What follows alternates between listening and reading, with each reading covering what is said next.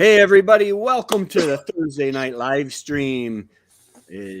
Tracy here from T-Han 141 Homestead, and I've got Remy from Rem's Family Farm. Thursday night live stream. Sorry, that wasn't my. Okay, that's fine. It That happens. was me. We've got Marilyn from the little homestead by the beach in the chat, and a couple other people. Let us know if you're in here.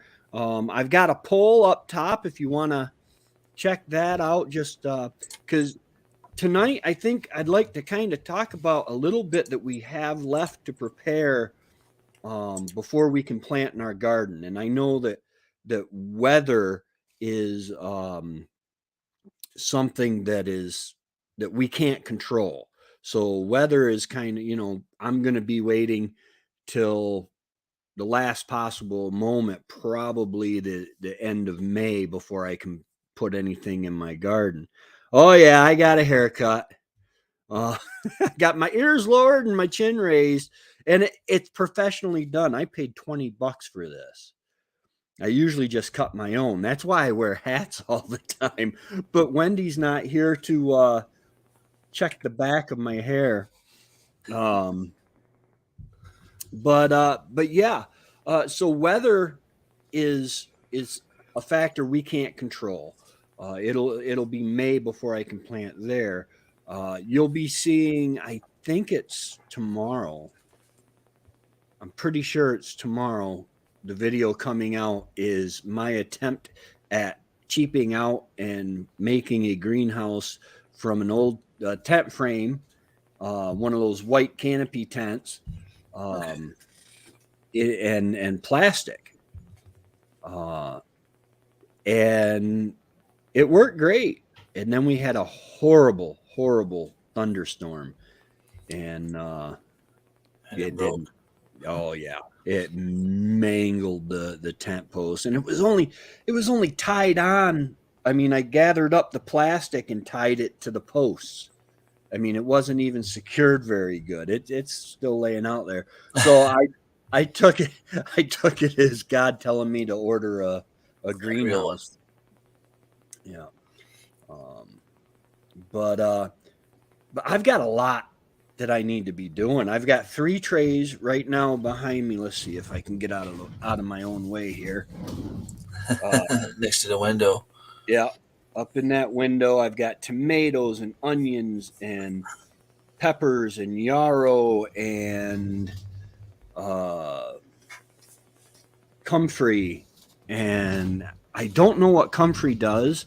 I know we got the seeds when we thought that was the active ingredient in Wendy's magic cream that she makes, but it's not comfrey, it's camphor.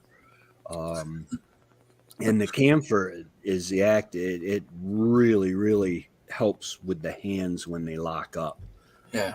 Doing wood and all.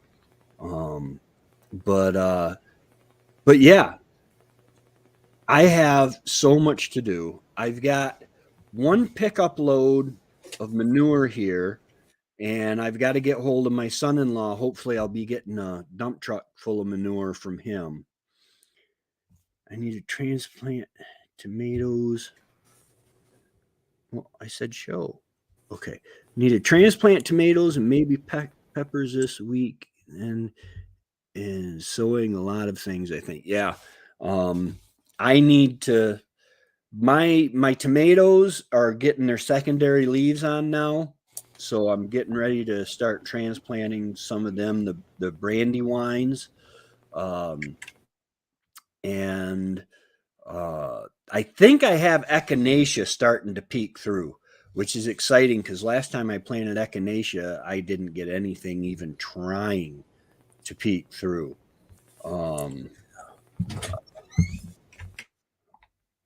I've got a new thing. When somebody new comes in, I can hit this button. Welcome. I don't know. Did you hear that? Yep. Welcome. I'm just starting to see my a little bit of green on my echinacea. I have about an inch on my tomatoes and peppers. I tried some yellow peppers I had last year, some that I had bought from the store and took the seeds inside. They didn't grow last year and they didn't grow this year, so I'm just going to throw them away. Or um, NB Heritage Farm made a video about a little trick on how to make them germinate um, before you plant them. So I'm going to try that trick before, but if it doesn't work, I'm just going to throw them out and stop wasting my time with them. Yeah.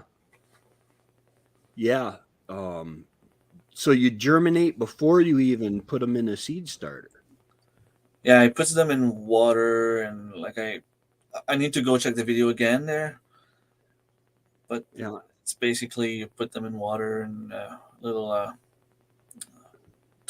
not toilet paper, but towel paper, and uh, I didn't quite see everything he does. I need to go check back. Yeah. But Because that, there are a few tricks that you can do to help with the success rate. right. Oh, that's the video he did on making old seeds Yep, germinate. it Yeah. was last night. Yep. Yeah. Yeah, because that's what I have.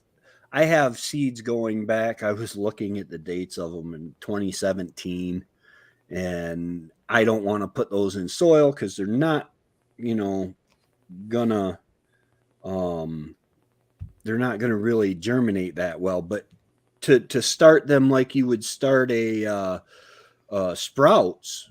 I know Annie from Back to Basics. She does a lot of sprouts. Maybe it was yellow pepper that turned red when mature. So maybe the seeds were just not ready. Yeah. Could be. It was part of those eat fresh boxes or whatever, where you order pre-made meals and you only have to cook them. I'm guessing it was, ready to be cooked at least. Um, but I don't know. Sometimes it might spray them with some stuff that you're not supposed to use the seeds, or maybe it was a little bit too old or picked up too early. I don't know. I was just trying to make a little experiment and it didn't work. Yeah. But then once I get the manure on site, then I've got to rake the wood chips out of the way and prepare the beds, and that I figure that's when I'm going to go ahead and figure out uh, where I'm going to put everything. I think I want to plant some more corn this year. Hey, bucket list. Ooh, I got to get this down. My phone went. Welcome. Okay, that's almost as creepy as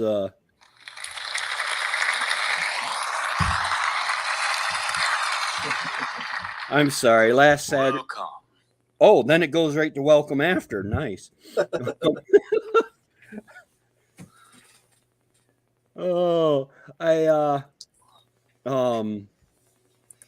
I was watching Nick Nimmin, and he's got all these congratulations and applause and stuff like that. But he's got a box that controls different inputs where he just pushes a button and it'll do the sound that he wants, or he can push a button and it'll rotate. He's got several different cameras that it'll rotate through. And I'm like, oh, that's cool. So I figured, well, I'll try this. I went to youth group and Pastor was online looking for some sounds. What was he? I forget what he was looking for. But yeah, it's just something I figure I'll try. Maybe somebody will think I'm like Johnny Carson with all the applause.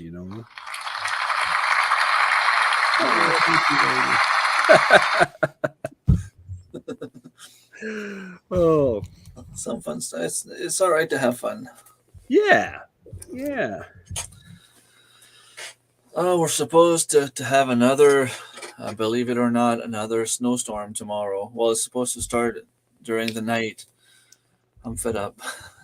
Oh man, I am so tired of snow. We lost most of our snow in the rainstorm. We had a horrible thunderstorm and wind was just gushing. It was, well, it bent the metal of the tent frame. I don't think it messed the plastic up a bit, but boy, oh boy, it mangled that tent frame that I was using for the greenhouse.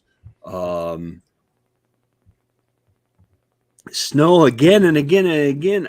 Mary Lynn, are you growing that weird stuff? You're not supposed to smoke the weeds from your garden, sweetie. More snow. Oh, I think she's teasing me. mm. She keeps laughing at me. I'm gonna get more snow than her. It's not a competition, man. You ask what we still have to do before we can plant outside. Well, I need to shovel for like 4 or 5 weeks still. Plus, I'm so far behind. I need to sow a lot more seeds. I need to start them. No, I didn't see your video from this morning. I actually went shopping this morning and picked up some necessities. I was out of my berry diet tea and my bottled water and snacks and chicken patties. I live off chicken patties now. But oh, it rained buckets. Yeah, I'll have to check that out. Yeah, I mean, my thing is okay.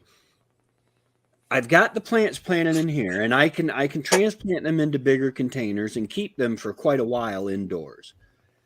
If I get the greenhouse and I get that set up and the wind doesn't destroy it, uh, it still at night gets cold in a greenhouse once that sun comes off it. I think you would still need to train the plants because they still need to get adapted to the greenhouse. But even if it's cold, depending on what kind of plants you have, the cold is not necessarily what's going to kill them. If it doesn't go below zero, you should still be fine because it's going to stop the frost from hitting the plants. This is the main thing. Often, what I do, it's not the best plan, it's not the best way to do it, but I leave the water on during the night. And I know it's not everyone that can do it, but when I know that we're supposed to get frost, like especially when we get the late ones, you're supposed to be done, and suddenly they call for a frost during the night, and you got all your plants in the garden. I, Instead of putting a bunch of tarps and stuff on top of my plants, I just put the sprinkler on, and it stops like the frost from getting the plants, I guess.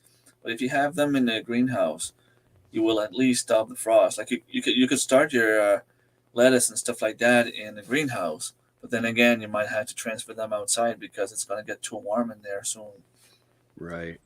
I know most people start planting stuff in their greenhouse soon now because you can start working the soil and you can start planting some stuff at least.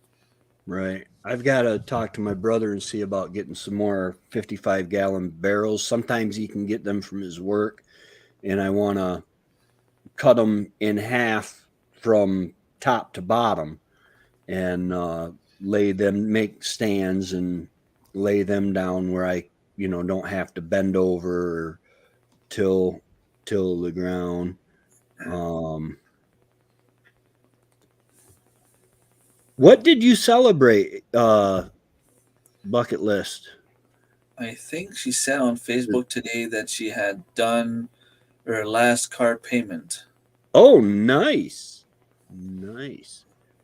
She See, said that she was never buying a new car again.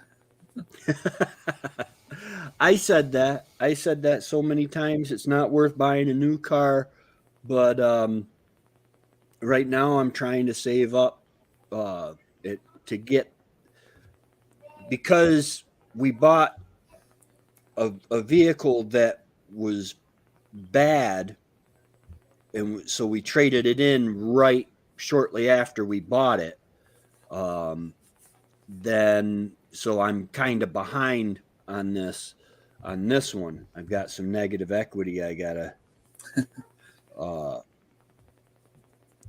got to pay off on it, and then I've got to get a truck by next fall.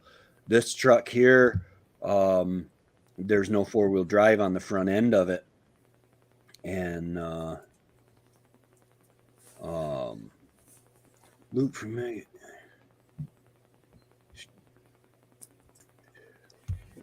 Yeah, but what? Luke from MI Gardner says we can be planting straight in the ground certain seeds right now. I have never planted anything. If you see the soil, like if you actually see the ground, and I'm not talking about snow, but you can start with some of the roots vegetables like radishes. You could plant spinach, lettuce, kale. Those cold weather crops are fine to plant now. Right. I've got kale growing like crazy in the middle bin there. Then you can cut it if it gets too big. You can cut it, eat it, and it'll grow back. Yeah. Well, that's what I was thinking. Is it'll start, getting the big leaves and stuff on it, and yeah, root vegetables I think would be all right because they're not going to come up until the ground hits a certain temperature. Yeah, they'll come out when they're ready. Yeah. I still have some carrots in the ground right now. I left them there in the fall, and as soon as the snow melts, I'm gonna go and try to find them, and I'll have a couple of meals in there for sure. Yeah, I left potatoes in the ground. I started digging them up, and I dug up 2 plants, and I had just a handful of real tiny potatoes, and I said, you know what, I'm going to give them another year. They might do something, but yeah, I can see my garden now. Now we can still get snow in April and actually in May. But I want to get my beds prepared with old manure, get hand till it in. I was thinking about going ahead and ordering. There's a place online you can order red wiggler worms by the thousands. Now I've bought several of the cases of, you can buy at the fishing stores of the red wigglers and stuff. You can go ahead and get 24 at a time, and I bought like 6 or 7 of those. I know it's expensive, and emptied them out in my garden so that they will start getting down in that clay and doing something with it. That our clay is just horrible. And I had beautiful soil set up from when I had the raised beds out here. All the manure and the good soil that I had brought in was up on top, but then we had to dig up part of the garden to put the septic tank in, kind of between the house and the garden, and then run a pipe, and it covered all that up. Like you said, we had negative equity past preview. Yeah, we never had. Yeah, once you eliminate a payment, I believe the way I've got a payment for, what was it? I think it was the furnace at the rental house. I own a rental in Port Leyden where Wendy and I used to live, and I've got it down to like $500, and I'm going to be paying that off, and that'll be $200 a month freed up. That will help a lot. Yeah, it makes a huge difference for sure. Yeah. Of course, then I'm going to be buying a new truck, so that'll eat up anything that I hope you don't get the bad luck I got, Lynn. I was finally done paying my Jeep in August, went deer hunting in November, and blew up the motor. It was costing me more to just get that fixed than what it would cost me to buy another vehicle. So I had to go and purchase one online, basically. Yeah, Jeep used to be really, really good, and then was it Chrysler Dodge took them over, and from what my brother says, they've taken out they've taken a big hit on quality. I've heard friends of mine had a nightmare with theirs. The transmission just was not right. But I look at it, you can get a cherry or a lemon in either in Yeah, any of them. I buy a vehicle to get me from point A to point B and what I can afford. But exactly. yeah, working hard to get out of debt, that is not easy nowadays because the whole system is set up to have you in debt. Yeah, Um, to and have it's going to get worse. yeah. It's just going to get worse because I mean, food is getting up, gas is getting so high. There was someone talking on the radio this morning, saying, like uh, apartments rentals are off the roof now here in New Brunswick. It's crazy. People can't even afford it. Even if you buy a house, it's so expensive. All the values of the houses are going up like crazy. Interests are starting to go up. If you want to buy lumber and build something new, it's Oh man. crazy. It's like out of question. Food is going up. Transport is going to get up as well. And I mean, everything from there is just going to go sideways. Well, yeah, the world is beginning to we're beginning to get into some serious uh end times prophecy type deal. Things are going to get bad, and I think even if if every collective leader in the world got together and started coming up with good ideas, I don't think, even if they were on the same page, I don't think it would be enough to really bring us back from where we're at right now. Um, it might lower gas prices for a while, whatever. I'm just wondering what our government wants to save all this oil for. Um, I, honestly, there's enough oil to last us centuries and centuries. It's crazy, but yeah, prices are going up. It's going to get harder. Seeds and gardening supplies and implements and stuff are going to start going up because a lot of people are starting to homestead and garden. Um, Yeah, and that was the point of my video from was it yesterday or the day before, where start now because everything is going to be so expensive, and even without going that road, I keep telling myself, tomorrow I could lose my job. Who knows? But if my freezers are full, my garden is growing, and I have animals to feed myself, I should be good to last longer without finding a new job. That's one less thing to worry about, I guess. yeah. Hello, Melissa. I got to use my welcome button. Welcome. That one's he does sign. I think he's trying to sound French, but it comes across a little bit as creepy. Yeah, a stocked pantry is definitely the way to go.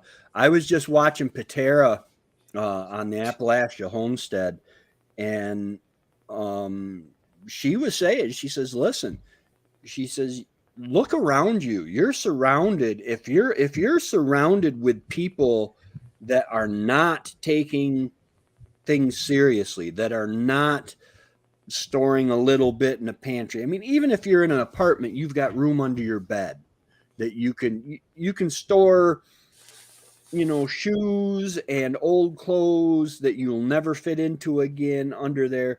Or maybe you can store some canned goods and stuff from a little pantry garden, porch garden or something, you know. Yeah, my spelling is awful all the time. And then you toss in autocorrect. Yeah. There is a place in Port Leyden, or actually it's in Lyons Falls, which is right next to Port Leyden. And it is on the market for $300,000. It is a historical site. There is literally the road goes right through it. It used to be the office building of a big paper mill, and it's got the vaults in it. You can't put a screw in the wall. I mean, it's a historically protected site. Yeah, people do think we're nuts. And I do actually have paperwork to prove I'm not quite right. And I'll give you my psychiatrist number. But that has nothing to do with, yeah, people think we're crazy. Oh, you're waiting for the end of the world? Well, yeah, but I don't plan on being here for that. But I know things are going to get bad, and you know, I can look at the sky and say, oh, red sky at night, sailor's delight. Red sky in the morning, sailor take warning. Or red sky in the morning, sailor take warning. Yeah, I can tell what the weather's going to be. I can see what's going on and say, listen, things are going to get hard. A lot of people are talking more and more about emergency funds, storing like $1,000 aside if you ever need it for some reason. But yet they don't do it with food. You can have as much money as you want, but if there's no food, you're going to die. Yeah. So why don't take that time to put food aside? Okay, you don't want to garden, someone that doesn't like gardening, go to the store, buy in bulk, get home, preserve it, put it on the shelf. If something happens, you might not have that $1,000 anymore, but you'll have food. Yeah. And that's the way I see things. I can't afford to put money aside right now, but I can afford to put carrots in the ground. Like it's $2 for a pack of seeds, and it can last for a few months. It would be at least that little thing that I don't need to buy from the store anymore. Yeah, I don't know. My mom has this thing. She says, I can't take the money with me. And that's true. When money goes out the window, okay, when you go up to somebody who hasn't eaten in 4 days and they have a can of gasoline, say they got 5 gallons of gas somehow, and you go up to them and they haven't eaten in 3 days and their kids haven't eaten in 2 days, say, and you go to hand them $1,000, they're not going to care. They don't want that. They want to feed their child. They want to feed themselves. Mm-hmm. And that's why I'm set up right now with everything I need to do the maple syrup. That is something that at some point is going to be a luxury. I mean, it's a luxury to me anyway. I had waffles for dinner the other night, and it was just awesome thinking, I made this, man. I can boil water and sap now, Even if it's just to prove yourself, you can actually do it. Yeah. And I've got everything I need to do it. If I can never go to the store again, I have the taps, I have the hoses to do 26 taps.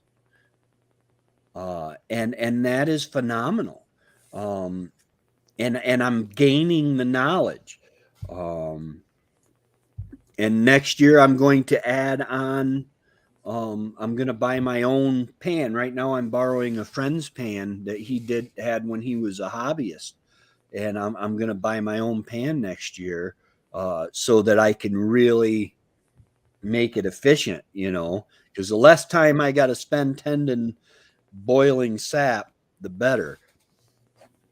I've been gardening for many years, but this year I feel the importance of having a very successful harvest. Yeah, absolutely, absolutely. And an American homesteader um, was talking. This might have been from 2020. It's not right in the middle of January in upstate New York or even Tennessee, I think, where I think he's in the Appalachian Mountains, um, I believe. But it's not right to have a tomato. If you look, you'll find out your tomatoes are coming from Brazil. You know, they're coming from the equator and south of the equator and stuff like that. And what happens when we've seen what happens when you upset truckers. My understanding is there's a talk about the railways. Um, yeah, that I was told here that the trees grow about an inch in girth a year. Um, and that is that's generous, I think. It doesn't seem like they're growing fast enough. Yes, Remy, how is everybody? I forgot to ask. You told me earlier. Um, Well, the youngest one seems to be recovered by now. If you hear them running upstairs, my girlfriend is not doing great, but she's not doing so bad either.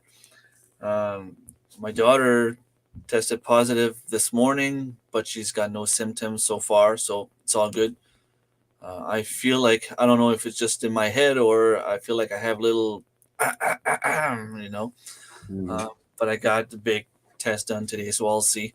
Um, we're not even required to test anymore in New Brunswick. It's just because I work in a hospital, I want it to be safe.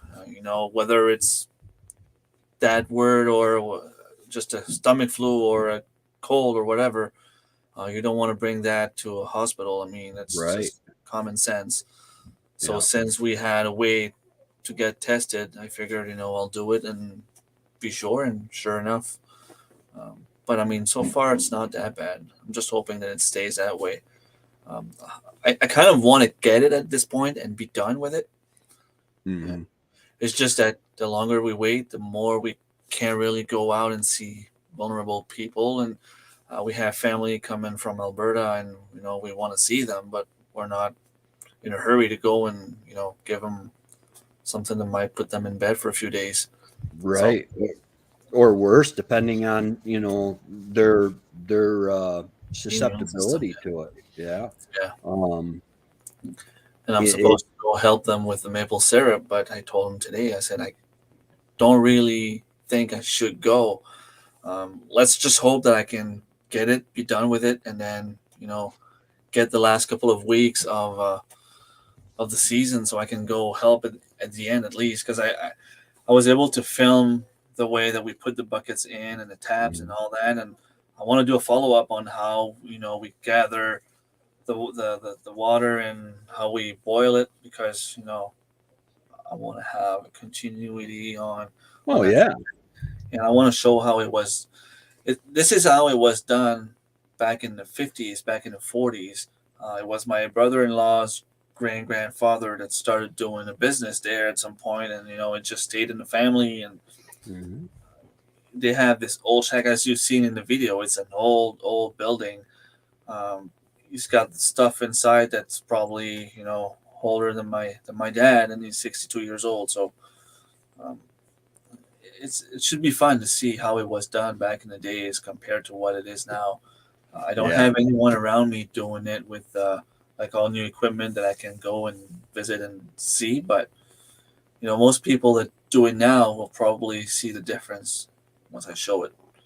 Yeah. I was privileged. My friend Bill in Lions Falls there, I stopped by his sugar shack and they've got an evaporator. It's a wood fired evaporator and it's got 2 trays, and the roof of the building opens up to let the steam out and everything, and it is just phenomenal. He's got it where it automatically reads the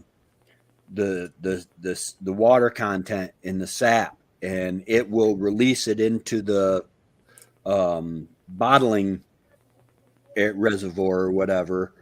And it is just a phenomenal process, and he does it by the barrels.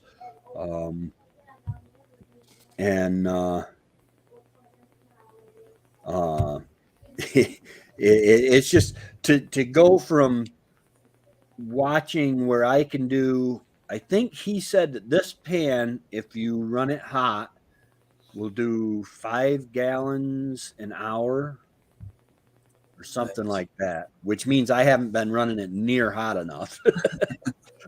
I started on Wednesday, ended on Saturday, with a couple breaks in between. But his will do. Well, they did 70 some gallons in 5 hours of syrup, finished product. Honestly, if it was me, I would want you to tell me you're sick. Yeah, no matter what it is, I wouldn't want to catch it. Yeah. I got to tell you, I told you I went shopping today. I got some elderberry pills because my elderberry tree, I'm hoping it comes back. I'm not seeing it out there.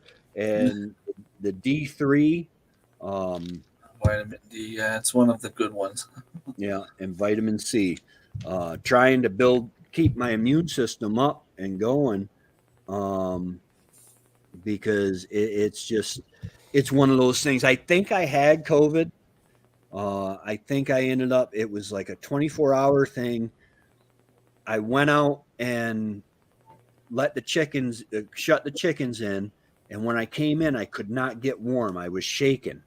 And I got in bed, and I mean, if the covers came off my shoulder, I would start shaking, and I had cold sweats, but very, very low fever. It was I'm talking 99 to 100. It wasn't, it just, my shaking and my sweating did not correlate with the fever. Hey, Gil. I'll bring you on here. Hey, How goes it? So I'm hoping that I had it already, but I'm trying to boost my immune system. Hats here. Tree vampires. We're talking about maple syrup and sapping and being sick and all sorts of crazy stuff like that. Question for you on your being sick. If the red dragon, which what we call the big C, just so we don't get dinged by the AI, if it had not come around, what would you call that little bug you had? 24-hour flu? I wouldn't have it, so I wouldn't know. Yeah, well, yeah, that's the thing was that most people don't realize is the numbers are. I've been in my tracking on it and stuff. The sites I go to for the different states, they're running right now approximately 40% probables. They're not tested. They haven't been given a test. They've just been classified as you probably have it. We're not even going to waste the time testing it, just so they can keep their numbers up. Because if they knew if they tested you, it'd come out negative. Right. So that's what they tried to do to my son-in-law. They go, "Oh, you got this." He goes, "No, I got an asthma problem." "Oh, no, you don't." Finally, they got a doctor, and the doctor goes, "No, he's got an asthma problem." A real doctor in there, and he goes, "Yeah, he's got an asthma problem, not COVID, you dumb idiot." So, yeah. These interns and stuff are programmed now to COVID everything. Yeah. But yeah, my thing is, I think we're finally getting into the point where we're protecting the vulnerable rather than trying to mass protect everybody. And elderberries are awesome. And like I said, I've got a tree that started last year. My plant ID app on my phone said it was red elderberry, and I'm hoping that's what it is. I've got sumac growing also. But anything to boost the immune system, I'm trying, because I like going and seeing my mom. you know, um, we think we had it the very beginning of 2020. One of the things we had was a nagging dry cough we couldn't get rid of, drove us crazy. Yeah, there were in 2019, the fall of 2019, there was mysterious non-flu things going around. Yeah. But Well, for thing is, elderberry trees, that's nice. the people talk about the dry coughs. Oh, I got the dry cough. I got the red dragon. It's like every year for the last 30 years, I get a dry cough. It lasts for about 2.5 months during the wintertime until it warms up and my throat's no longer irritated by the cold air. Yeah. I haven't been having it for the last 30 years.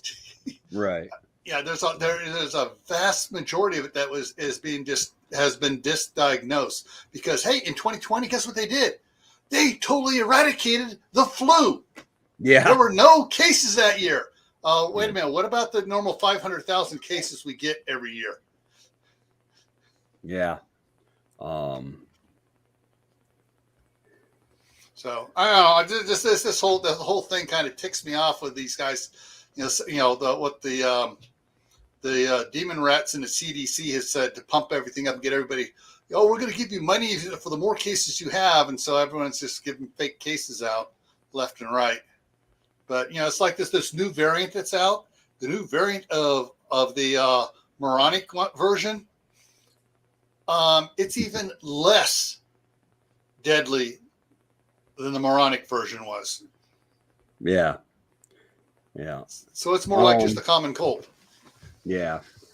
But yeah, we let's see, what are we throwing now? I'm thinking about maybe trying some of my root vegetables just to get them started, but I don't know. I don't know if my cups are deep enough. And the kale is the big thing because I use the kale in my smoothies because they are cancer fighters. And when Wendy quit smoking, we found out that we always thought that she was smoking 2 packs a day and I was smoking 1. And then when she quit, we found out I was smoking 2 packs a day and she was smoking 1. So Whoops. She ended up with cancer. So I'm really hoping that that I can stave that off. Let's see, Rosy Side Farm and Homestead. Welcome. That just cracks me up. I'm gonna get better ones, and I'm gonna get it so it doesn't take me so long to do them. Welcome to the channel and to the discussion. Where was that? Somebody 3 cups of. Let's see. They said, come up. There we go. Well, where'd it go? There we go. I was able to get half a cup of berries last year. They were 3 years old. Half a cup is nothing to shake a stick at. You can make probably a 6-month supply of the cough syrup that I make with half a cup and a little bit of vegetable glycerin. It's the fresh fruit has got to be more powerful than the dried stuff I get from Mountain Rose Herbs. Yeah, that is a good beginning. Yeah, the elderberries, they should keep increasing every year. I am praying to see at least a couple blossoms on some of my pear and apple trees.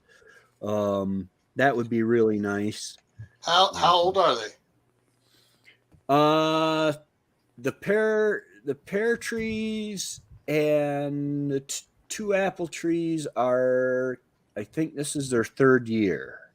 You should be getting some blossoms. Not a lot. You should be getting like a half dozen blossoms for each one if they're 3 years old. Yeah. Next year you'll probably get about 40 blossoms. Yeah. The next year you'll double that. Yeah, I'm hoping, because I mean, I was talking to somebody, or actually I commented on somebody's video, that the Bible says when you, it might have been Remy's, the Bible says when you move on to a piece of land, the first thing you should do is plant your fruit trees before you plant or build your house while you're still living in a tent. Mm-hmm. And that can be awful hard to do. But yes, we're talking elderberry. Let's see here. Vitamin D is really important for fighting cancer. Yes, that's why I've got the D3 supplements. They're not as good as actual vitamin D coming from the sun or milk or whatever. I have the rest of my seed order arriving next week. These are plant plugs. Yes, I make an immune boosting tincture with algae. Yeah. I've got supposed to be coming in soon, depending on if the FedEx guy is braver than the UPS guy, because it got a little muddy out at the snowplow turnaround on the paved road. It got a little muddy and UPS wouldn't deliver to me. And it took months, well, almost a month for me to get my, what do you call it? My grow lights and my water filters. But I've got a greenhouse coming. I tried to build one. You'll see it on the video tomorrow. It's a real short video, and it's time lapse showing me building this thing with plastic and a tent frame. And then the next morning I go out and it is just a mangled mess. What do you call it? The thunderstorm. We had a severe thunderstorm and it just ripped right through it. We're planting pear trees this year, dwarf ones. Oh, nice. I've got, I need to find some. Yeah, I've got some two Asian pears that should start blossoming this year. Then I've got a couple Bartlett pear trees and another one that starts with B. Yeah, finding trees that are at a decent price. I can imagine they're starting to really get expensive too. Yeah. So how warm is it there, Terry? Right now, let's see, my high today was 45 and my low was 33 last night. Mm-hmm.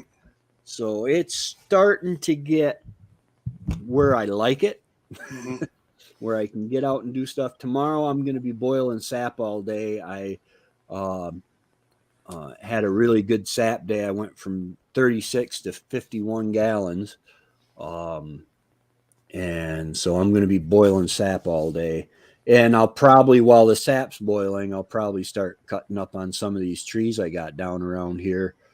We're trying to get 2 years ahead for me and my brother for firewood so that we got nice, right? Because cherry, if it's not down for 2 years, it just doesn't burn very nice. What do we got here? That's pretty nice at Rosie Lakeside.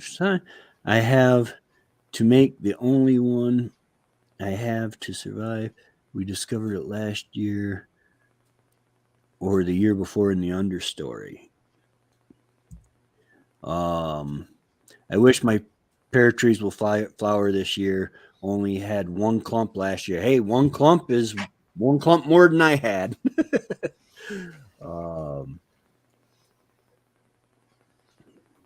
Ooh, the conference, the Canadian. What is that? The Ontario. Eastern Ontario Homesteaders Conference. Yeah. We're trying to start something like you guys have in the States, homesteading conference, and get that going. So the woman that's doing the conference, she's sending flyers out and a lot of information on Facebook, and she's trying to get something going, and hopefully, it'll be something, the start of something nice. And Cool. we need to have more of that around. We need to let people know that, hey, we're not crazy. We're here. We're not crazy. We just want to be, not necessarily ready in case something bad happens, but we want to be ready all the time. We want to have our own fresh food on the table. There's so many different aspects of homesteading that I think is so important about, like we're talking about that. People just see us and they think we're crazy, but Well, they say you're crazy. So, hey, my food tastes better than the crap you get in the store, and it's more nutritious. Yeah. Yep. That kind of stops them in their tracks right there. They go, Yeah. Yeah. The thing is, around here, they don't come to your face. They go complain in your back, and then you have to get rid of your animals because apparently you're in a place where you can raise your own food. So it's. Hey, Darren. Welcome. That just sounds creepy. I gotta stop that. Hey, Remy, do they allow you to get variances ahead of time to the zoning laws? To get what? A variance. That means, like it says, you can't have goats, but you can have chickens. You can sometimes you get a variance where, you can have 2 goats, but not 3. We're going to allow you a variance to the rule to allow you to do something. I'm allowed to have 4 chickens here on my property. They say that I'm allowed to rabbits, but then again, they don't know how many I have. So I guess if they knew, they'd probably try to stop me. But if it's something that you have or you had before the change of bylaws, they can't stop you. Right. For instance, my neighbor could have had chickens for the past 20 years. They can't stop him. But since I want to start this year, for example, I can't. Yeah, that's where you try to get a variance. That's where you try to get a variance, especially if some other neighbors already have it as well. So that's something to look into. Sometimes you can get a variance, especially if you say it's to have fresh food and this. Oh, you're froze. Sometimes you can get them to give you a variance. That way, when someone complains, they can say, "Oh no, he's got a permit for it." Yeah. And then they're like, "What do you mean you got a permit?" Yeah. And then all of a sudden, they'll get out. Other people will be trying to get permits, and then all of a sudden, if you get enough people trying to get permits, they'll probably change the law. Yeah. For now, I have a plan B. I have a friend 4 minutes away on the other side that has a big land. Yeah. The guy is getting close to retirement. He wants to build a barn. He wants to build a homestead from scratch. He has the land, but he wants to have, like he says, young blood to help him out. So the plan is for me to go there and help him and bring my animals with me. So we would have something to start with. I can bring my chickens there, and the chickens can help a little bit to help with the soil, and I'll bring my fence there and have some pigs there, and at the same time build a pole barn and have something going. Let's see.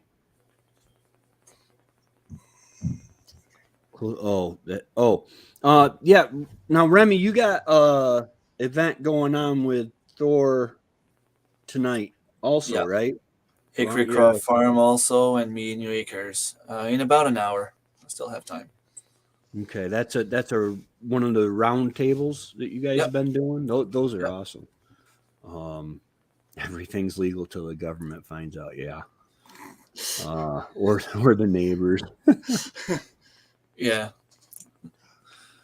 One thing you guys might want to consider doing when you go ahead and start your plants indoors, and if you get big enough where you need to take them out and put them in the ground, but it's still a little too cold, if you can get like the fruit juice bottle containers that are about like, shaped like that, about that tall, or gallons of the gallon jugs that water and milk come in, fill them full of water and surround the plant.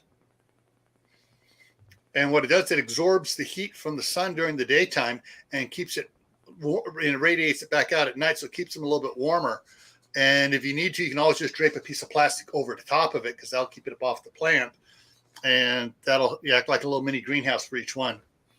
Yeah, they have some of those plastic containers built especially for that at dollar store as well. I think they'll pay like $2, and they're pretty big. They're pretty high too. Yeah. It's almost 5 o'clock here my time. I got a guy coming to give me estimates on concreting my driveway and stuff. So I'm going to have to slip out here, but I wanted to come and say hi to everybody. Keep on planting, plant a garden, grow indoor stuff. Hey, you can grow a lot of stuff indoors. Yeah. Absolutely. All right. Thanks for letting me come up, guys, and I'll see you around. And take care. All right. You have a good one, Gil. All right. Bye. Yeah. Too many of my neighbors are doing things they aren't exactly allowed to do, so I'm not worried here, though we are all allowed to have animals. Yeah. That is a wonderful thing about the way things used to be was, okay, the guy down the road had a bunch of tires and he burnt them, and, I don't care because it didn't affect me, and it's he's doing what he's doing, and he doesn't come over here and tell me what I can do and can't do.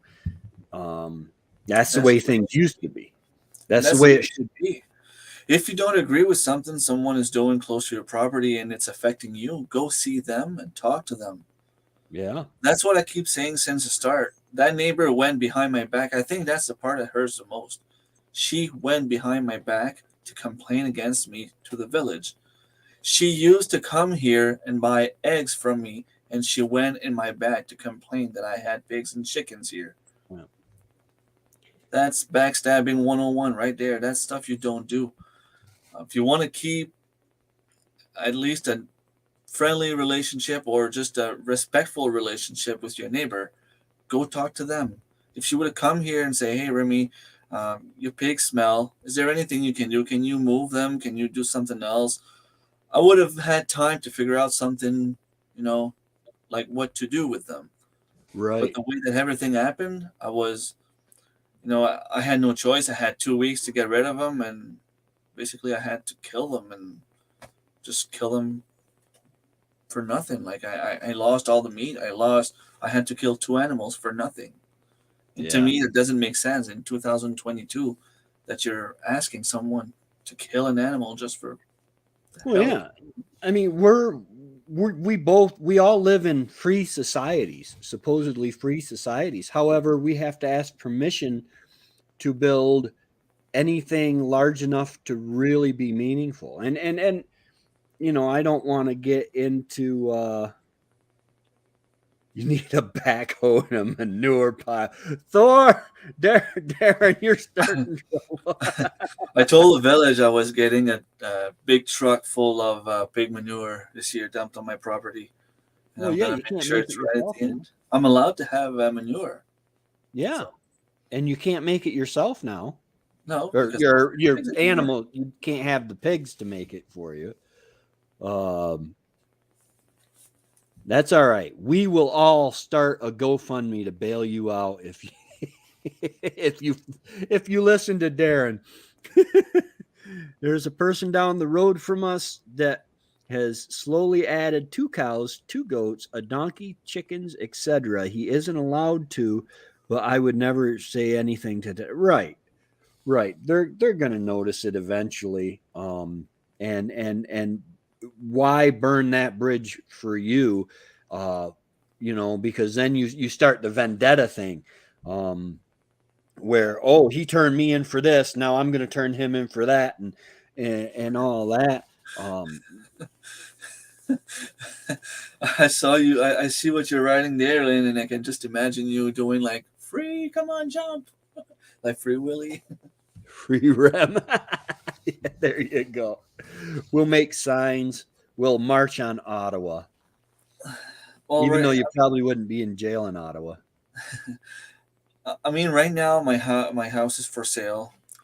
I know with the market out there, it's probably going to be tough to sell it and buy something where I can have my whole family coming with me, and I'm not moving without them. The kids want to stay in the same school. It doesn't matter if it takes me 10 years to find a place. In 10 years, the kids hopefully will be in university, college, or hopefully some of them will be on their own.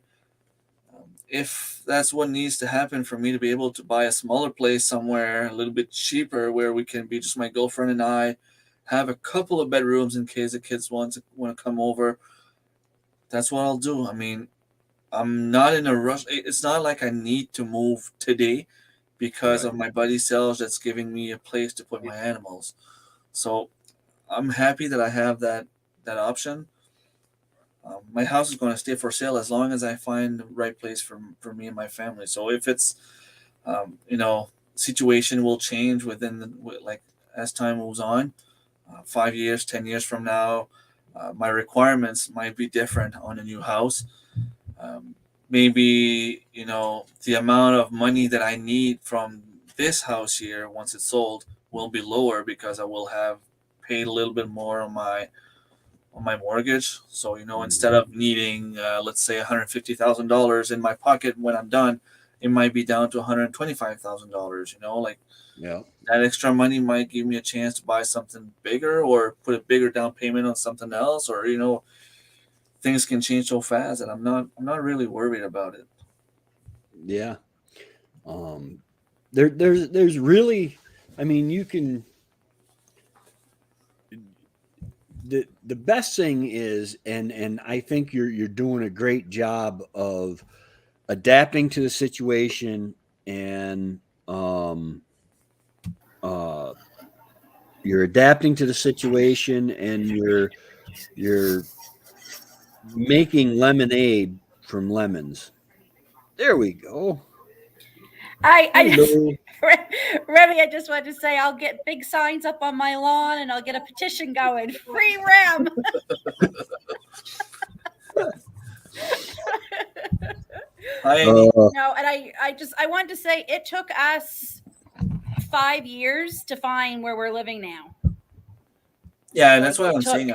I'm not too worried. I mean, I know miracles don't happen. Always just from one day to another. I'll wait. I'll be patient. It's hard when your kids are still like in a school, right? And they want to, because that was our issue too, right? Like we wanted to make sure that where we were going to go, because we were in a place where on base the school was closing. So no matter what, the kids were going to be changing schools. So we figured, okay, now is a good time to maybe find a good spot that has a good school. So, but yeah, we keep looking in New Brunswick. We go on realtor.ca every week, but there's nothing. No. Christine, that was on my live stream last week, told me after we were done that there's a couple of properties in our area that are going to be for sale. This is an amazing spot, amazing space. The place itself is really beautiful with the big Upselquitch River right in front. The only thing for me, it's not a good fit at the moment because it's about 40 minutes from where I work, and it'd be about an hour and 20 minutes from the kids' school, so they can't stay in the same school. There are some spots where the kids could stay in the same school where I could keep my animals. There is, a little place, like a little subdivision from the village, I guess, called St. Maul, which is where Salge has his land. There's no house for sale there. And there is, if you go higher in my village, it's more, they're allowed to have animals, but they need to have like bigger lands. Welcome. Sorry, my arm hit it. Yeah. You did it on purpose. Yeah, it just it not only makes me mad about what your neighbor did, but it makes me sad because what was it bothering her? I Like, mean, right? Like, why? Like, I guess that the main complaint she had was because I had two roosters that were like, oh, making a lot of noise, but those were getting ready to be butchered, so they right. were, on their way to be butchered anyway. And then she had complaints about the pigs because she said that the smell of the pigs was going straight in her house. But I mean, come talk to me. There might be Yeah. solutions, that I didn't worry Right. about doing because I'm on a big property here. They're far behind the house. I mean, if I had them 20 feet further, it would have been legal. It's just I would have been on, someone else's property. That's all. But it would have been Yeah, legal. Hey, yeah. Darren. It just. But that's what we've turned into, right? Like, we don't go talk to our neighbor about what, like, hey, I hate to bring this up, but your pigs are kind of stinky. Is there anything we can do? No, they just go running to town and tattle on you, Yeah. right? Yeah. There was so many times that I had issues to discuss with them that I went to see them. I mean, when I first got here, I went to see the guy who was outside. I asked him, "Is there a distance where you want me to plant my trees from your property line? I want to plant like a bunch of cedars. Is it okay if I plant them 2 feet from your property?" Or, and then he said, "Well, I think the bylaw is this and that, and if you do that, I'm fine." Okay, sure, go. Like I'll go ahead and I'll do it. And then, the following year when my brother passed away, I had this big party here. I invited all my brother's friends. I had barbecue and potatoes and steaks, and like everyone basically in the Restigouche was invited. There was probably around 100 people on my property, and of course, you say party, you say burn out in the middle of the roads. And then the following morning, I went to see him, and I said, "Look, I'm sorry if you had noise last night. You know what happened about with my brother, and it was just a one-time deal." And the guy was like, "Hey, don't worry. I was sitting on the porch watching the show. Like, I enjoyed it." And and then they go and do something like that. I still don't get it. Like, to me, like, Yeah. That was the same people. yeah, the same neighbor, same person that bought eggs from me. Wow. No, it's Yeah.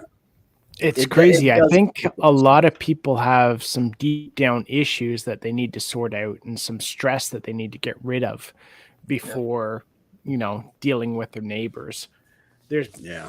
I've seen so many circumstances where, it's not the situation with the neighbor, it's what else is going on in their life that really, Yeah. affects the situation. yeah. And For us, we had a neighbor who had a English Bull Mastiff dog. I love animals. I love animals more than I like people. And it's true, and I don't blame the dog.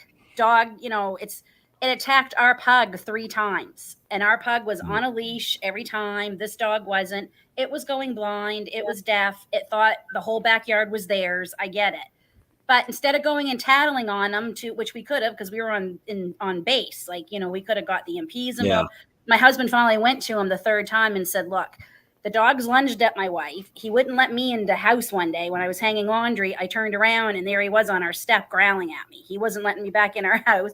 He attacked our poor little pug dog who didn't stand a chance against him. We're lucky he survived, and my youngest saw the attack the 3rd time. That was terrible." Ouch. We found, my husband just went to them and said, "Something's got to be done." Like, and he went to him and he's like, "I know, I'm sorry. We're looking for a home that he can go to." Cause he said, "I realized we're not going to be able to keep him in this area anymore." And, and that's what we did. And they were great. There was no hard feelings because we were in a duplex. We were going to be living next to these people for a while, we thought. So we didn't want, bad blood between us. So, and we could have got them in a lot of trouble, especially after the 2nd time. And then it happened a 3rd time.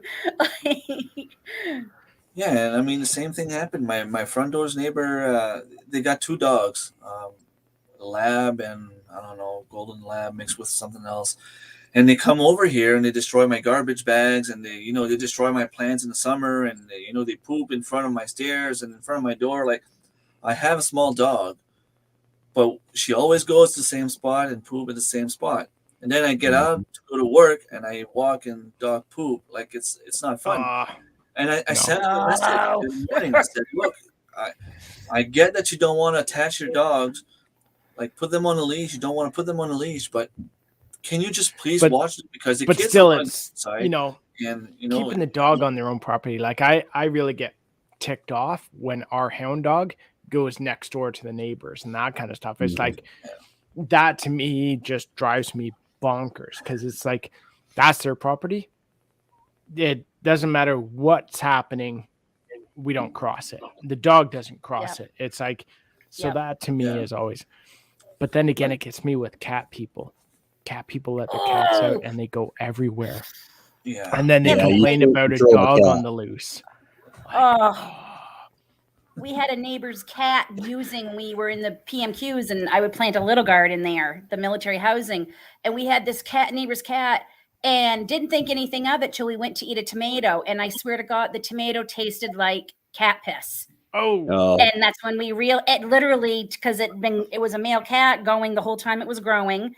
And all the time they would not. And he was using the garden as a litter box. And that whole garden that year, we didn't do anything with it. I mean, I could not brush my teeth in that. But it was just, I said to David, am I crazy or does this taste like it just didn't taste, it tasted terrible. And when we caught him in it, I'm like, oh my God. So yeah, and we have some people, we live out in the country. So people think dogs don't have to be chained up, which if you can train your dog to stay in your yard, that's great. But our neighbor next door, Rottweiler, does not stay in the yard. The thing's been hit 3 times by cars out here because they think it's cruel to chain it up, but apparently it's not cruel for it to get hit by a car 3 times. And like I told them, we have chickens. Like you can't have your Rottweiler loose, and it's not a friendly dog at all. It hasn't been socialized. So and the cats, people think the cats can roam free because we're out here in the country. And, and I feel bad for the cats too, because we have coyotes like crazy around here. Mm-hmm. So we haven't seen a certain cat all winter. I think the coyotes got it. For me, it's the amount of birds they kill. Like, yes, the number of birds that are killed by cats every year is astronomical. It's bad. Yeah. I'd like to have one to kill. And I feed the birds. Well, I was feeding the bird, but yes. It doesn't always help though, Remy. I got a video coming out. I went in the pantry the other day and I got mouse crap all over one of my shelves. I got 2 cats who've been inside all winter. They have open access to the pantry. I had to make an Adirondack mouse. Yeah. Inviting the mice over. It's, hey, bud, how you doing? You having a good night? Yeah.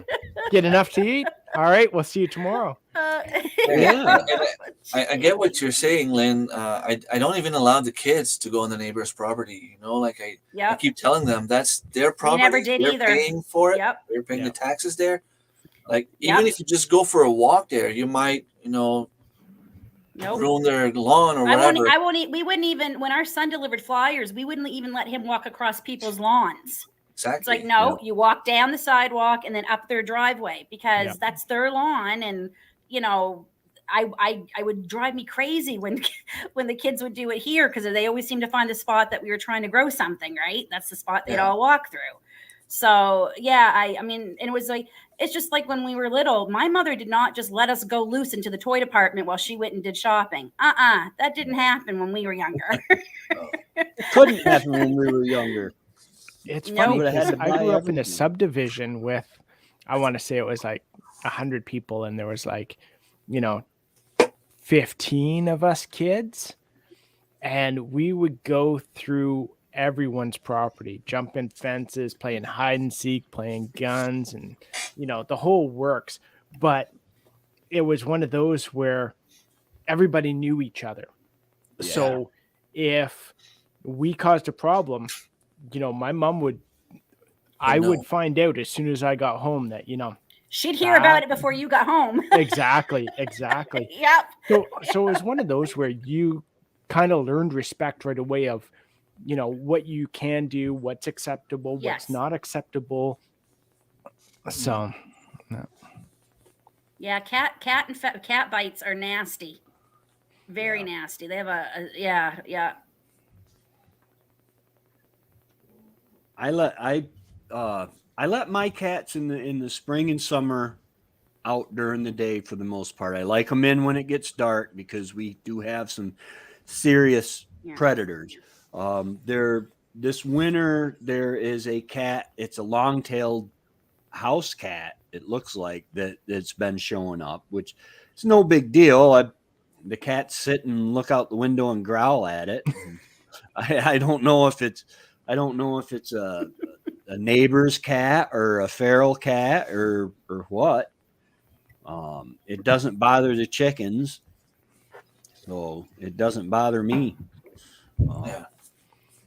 Yeah, I just realized We I have a lost bad a whole feral bunch cat of population subscribers here. talking about bad cats. Oh no. Oh no. We love cats. Ow! Claws. Yes.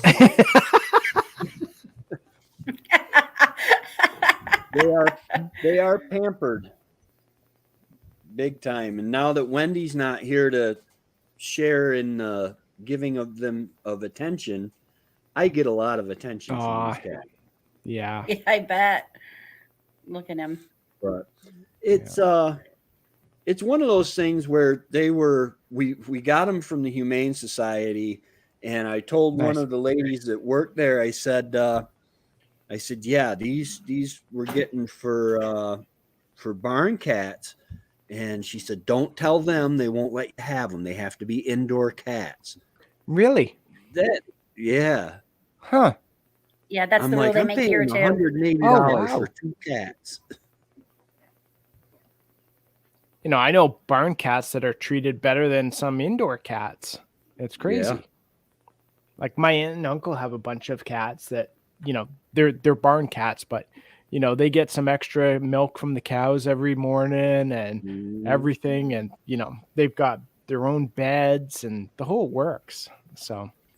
Yeah, my husband grew up with barn cats, and they were spoiled rotten. Like they did stay in the barn and did their job, but they weren't mistreated by any means. And no, exactly. That's just it. Crazy. Yeah. And I've been asked, am I going to get a dog now and all that stuff? If I get a dog, I have to have a barn first. I might get a herd protection dog or a farmyard protection dog, one of those deals, and they'll live right in the barn with the animals. And but I didn't want the cats in the house, but how can I don't mind cats, and I wouldn't. Yeah, I mean that one's pretty. We had a cat who thought he was a dog.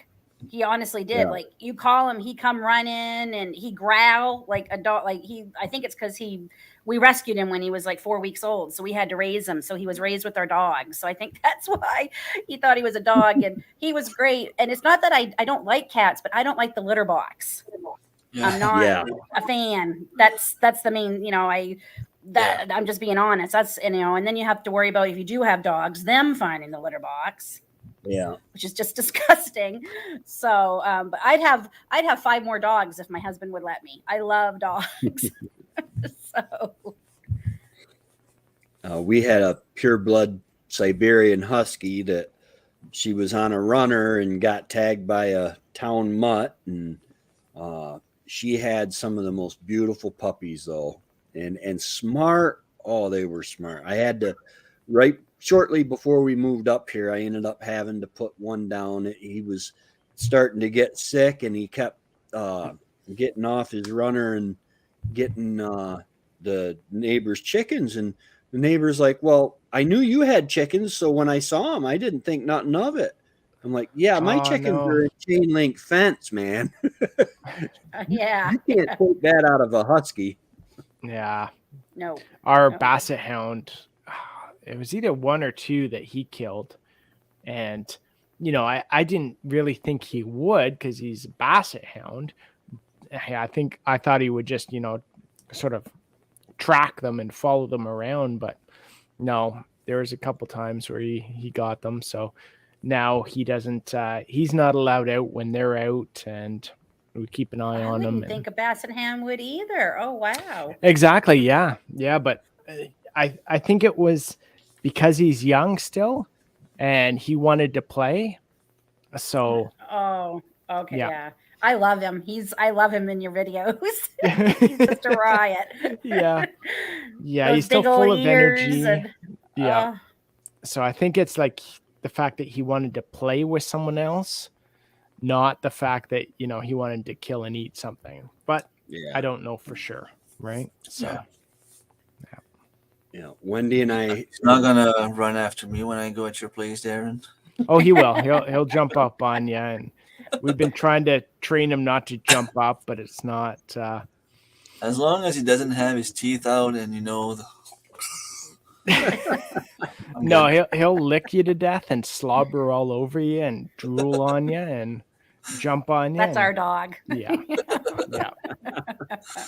My uncle has a dog similar to yours, Darren, and it's funny because he goes grouse hunting with the dog, Mm. and you let the dog loose in the road, and he says it's crazy how many grouse are right there when you pass by, and you just don't see them because he lets the dog loose, and the dog will just go like a couple of maybe like 50 feet in the woods, start running, following the road, and then he sees the grouse coming in the road like one after another. Like you can get 20, you can see 25, 30 grouse in a day. Like it's crazy. That's awesome. Well, I mean, Yeah. they are a hound dog. I mean, Yeah. so yeah, it's just Odin's passed. my a few grandmother had grouse. one. He tries to smell everything. Sometimes he goes by sight. It's weird, because there's times you go for a walk in the back and I see a grouse and he's on the ground sniffing and he walks right by it. It's Yeah. like, and then there's other times where he's trying to see stuff and it's like, there's a trail in the snow and he's like looking around. I'm like, okay. Yeah. But with the beagles and hunting rabbits, that's one of the hardest things to break them of is the sight chasers. When they're great when they can see the rabbit, but they'll use their eyes more than their nose, and once the rabbit gets makes a couple circles, then if they're not using their nose, they'll never find that rabbit. No, exactly. They'll never get it moving. I remember watching this one video of it must have been in France or the UK or somewhere, but it was basically they were using basset hounds to chase rabbits like they were bred for. Mhm. So I swear there was like 20 of these basset hounds and they were doing this big circle, jumping over this like little stone wall and then running through this bush and then up this hill. And, they all had the collars on and they were all and it was just a nonstop circle, all of them. And it was like, okay, you couldn't tell where the rabbit was, but they were all going in this big circle. And I was like, oh my God, Well, that's the fun part is trying to you figure out where the rabbit's making a circle, and it'll stay pretty close to that. Yeah. And if you can get on that, sometimes the rabbit is so far ahead, the rabbit will stop right there in front of you and start scratching itself and sniffing around and take a nap or whatever, get a beer. And I swear the rabbit was like in between a couple of hounds because it was like this continuous circle. And the rabbit was just like, okay, if I stay behind this one hound, I'll be okay. Why didn't you just? It was laughing. Oh man, I was dying laughing at this video. Why have to find didn't it again. you let the dog out when you went deer hunting? Maybe you could have found you a deer. Yeah, he's pretty good when he gets on a trail, but he needs to be trained to keep following the trail. Well, I say that, but I don't want him to. So it's like, he's really good because he's attached to us. So for basset hound, he does not like leave the property that much. He stays around. So when we go for a walk, he stays by our side. So I I'd like to train him to be able to follow the trail and keep following it till you find what you're looking for. But then again, I'm like, I don't actually really want him to do that because I don't want him to leave our side and go off Yeah. into the Go after an 100 animal for a acres, few 200 days, acres. never come back. Exactly. So Yeah. I wish I had a dog Yeah. like that because it actually happened twice. Once when I was moose hunting, where I shot a moose, and I got where I shot it, and there was this big puddle of blood, so I knew I hit it. yeah. Then the moose ran into like greenwood where there was like moss on the ground and stuff like that. And suddenly nothing. Like it's like the moose vanished. Yeah. So if I had the dog, maybe the dog would have found the moose for me. And then it happened last fall with the deer that my brother shot. We kept following blood for about like I don't know 4 or 5 hours, and then Oh, man. suddenly nothing. And we ended up in a place where the deer probably crossed the road exactly where I was before my brother called me.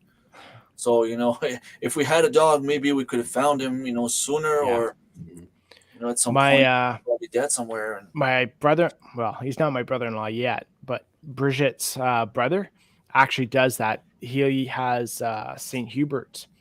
So they're very similar to the bloodhounds. Basically a bloodhound, but cool. they're trained to track wounded game. So every fall he is nonstop busy going out, and they've tracked deer and moose, bear nonstop. And I think they've got like almost 100% success rate of finding a wounded animal, That is which so is cool. which is awesome. So Yeah. Do they if they get to the animal and the animal is still moving, does it catch the animal and stop the animal from leaving? So no, they don't. And that's one of the big problems they have is that because due to the laws in Canada and most provinces is they can't take a firearm with them or anything with them to Right. track the animal because now they're technically hunting with dogs. Right. We can't do that either. So, the hunter shoots, gets a bad shot, the animal's wounded.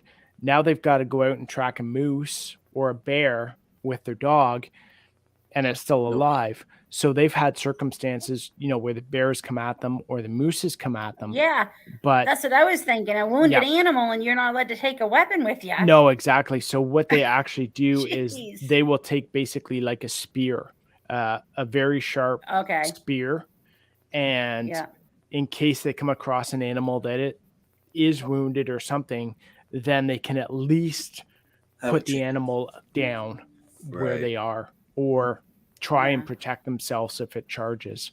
So it's one of those laws that they're trying to get changed, but there's so few of them that trying to get something like that changed is like pulling teeth. So yeah, up here in the north of the United States, we don't have a lot of people hunting with dogs. Down south, it's a big thing, hunting big game with dogs. Big thing. Right. We hunt small game with dogs, rabbits, grouse, stuff like that. But yeah, in fact, I've had dogs that got shot for chasing deer. Oh, okay. Yeah. Here in Quebec, there's basically, it might be the same in Ontario. I'm not sure if it's around Canada, but if a dog is loose chasing game, you're basically allowed to shoot it. Mm-hmm. So it's one of those where I think I know where my husband grew up in New Brunswick, they were allowed to. Yeah. So that's another reason why I like the fact that Odin stays with us, is because I don't want him running after deer or grouse or bear or anything like that onto someone else's property. And Mm-hmm. So Oh, all right. Well, my father-in-law had to do that one time. The neighbor's dog wouldn't stop coming in and getting their chickens and chasing their goats, and he warned them I don't know how many times, and finally he had no choice. He had to make the decision to you know, he had to. He had no Yeah. choice. It comes to a And he certain hated point doing it where because, yeah, my father-in-law is a big softie. He loves animals, but like Yeah. his animals were being slaughtered like almost nightly. Yeah. So, Yeah. yeah. that's not cool. I No. work under Nope. the assumption that I have the right to protect my flock and any animals that I have. Yep. Yep. And that unfortunately, you know, you're kind of limited in New York, but in the United States, because the predatory birds, what is it, the Raptor Act or something like that. You're not allowed to shoot hawks or Right. eagles, Right. or which I'd have a hard time shooting an eagle anyway. That they're beautiful. Yeah, but, me too. Yeah. but I don't know, but I'm pretty sure like Remy, our Canadian goose will take your eagle any day. Okay. I'll take that back. Oh, they are mean. They're mean, but if they're Oh, on the man. water and that eagle hits them at 60 miles an hour. I Yeah. was talking about that with somebody the other day, the illegal aliens at Walmart. And they're like, "What are you talking about?" And I'm like, "All those Canadian geese out there. One of them have a green card, I guarantee it." Yeah. I said, "That's We used okay to though. say They that when we go would home go over every into year." New York. Yeah. You I can did build they make them have a passport? you can build the highest wall you want across the border and they're still coming down. Yeah, Yep. yeah. We got Yep. them. There's a bunch in the farmer's hayfield out here now. They're probably getting ready to lay some eggs and stuff. Yep. I love them. We've got several hundred that don't even leave here. Yeah. They've gotten Really? acclimatized, and oh yeah, they don't even. We see them year round down here on the bay. Even swans. We've even got swans that don't fly anywhere anymore. So they've got They open stay water here year now. round. Yeah, a lot of Yep. times if they've got open water, they're not leaving. There's like some down in Yep. Toronto area, south of Toronto in Ontario, Yep. where they're sticking around. It's mild enough now that they don't care. And we Yeah. have so much rain this time of year that there's ponds that really aren't ponds, and they are coming. The ones that are coming back, they're landing there and having their eggs, and then in 2 months, that pond is no longer like it shrivels up on them.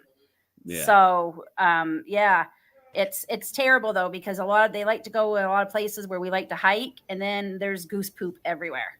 Yeah. Like that's just gross. The slipperiest stuff you'll ever step in. Yeah. That's worse than Yeah. banana peels. There you go. Oh, it's terrible. It's terrible. Yeah. Well, I'm gonna have to head out. Yeah, I'm Another gonna head out important too. live stream in 25 minutes. Yes. Yeah, I'm gonna head over do to the that. same. So Now, whose channel is that on? Is that mine. Aaron. Yeah. okay? So it'll be So- on Thor's. Okay, because Yeah. I just don't want to miss it. I love it when you guys get together talking and stuff. I do too. It's- The round tables have been yeah. awesome. It's so Yeah. much fun and it's so great just to hear all the different ideas and thoughts on stuff. It's just like, Yeah, just your brain starts going, ooh, oh yeah. it's always different, but somewhat related. Always, like we were always going in the same direction, but a little bit, Yeah. Yeah. I think And that's we need to start a game where if Chris brings up squash during any of the round tables, he has to do something. I think that's a great idea. I think, if Chris says squash or impending doom, then we need a Yep. drink or something like that. Yeah. Yeah, or something. I'm working tomorrow morning.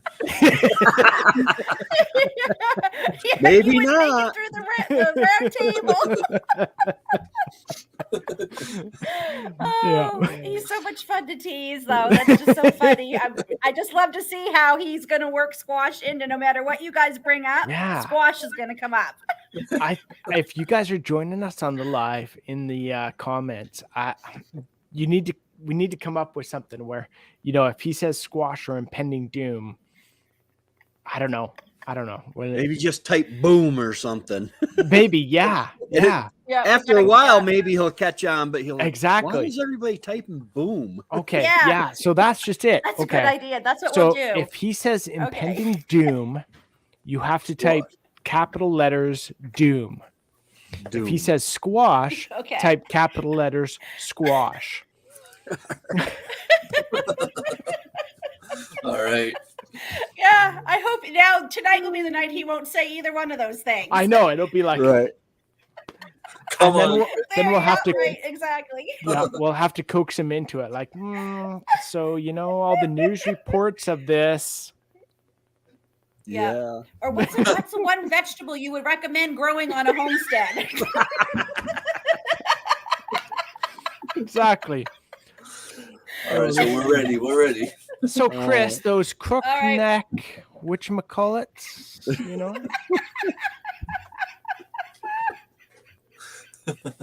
Oh, this is going to be fun.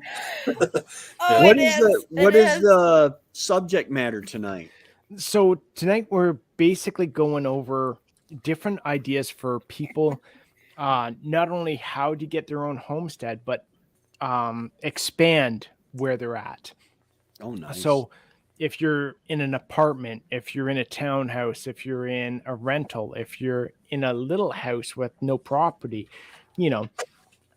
how do you work towards that homestead, or how do you work towards growing more of your own food or raising more of your own animals, that kind of thing. So, oh, nice. Because Yeah.